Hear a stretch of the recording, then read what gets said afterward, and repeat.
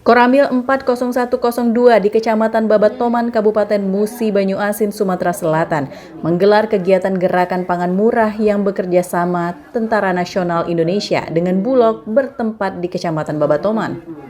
Antusias warga menyambut kegiatan gerakan pangan murah yang digelar Kodim 0401 Musi Banyuasin yang dilaksanakan dengan serentak di seluruh kecamatan di Kabupaten Musi Banyuasin, Sumatera Selatan.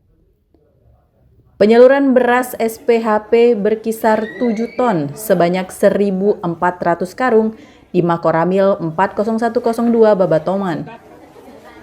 Jajaran TNI dengan semangat melayani warga yang mengantri untuk membeli beras murah yang digelar Koramil 40102 Babatoman, dan warga diperbolehkan membeli sebanyak 2 karung atau 2 sak beras murah.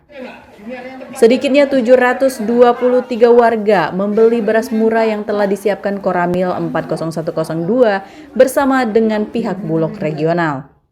Saya Kapten Armet Indrajaya dan Ramil 40102 Babatoman mengucapkan terima kasih kepada Bulog Palembang atas selenggaranya kegiatan gerakan pasar murah inflasi harga supaya bisa dibeli oleh masyarakat. Terima kasih, semoga kegiatan ini bisa dilanjutkan kembali, masyarakat terbantu.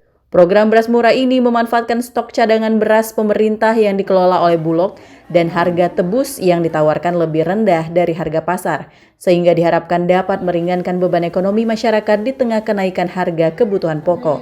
Terima kasih kami ucapkan kepada TNI dan Bulog telah melaksanakan kegiatan program gerakan pangan murah di Koramil 40102 Babatoman.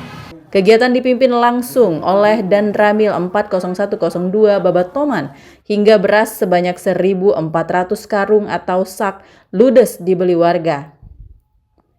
Dari Musi Banyuasin, Sumatera Selatan, Edi Lestari, iNews melaporkan.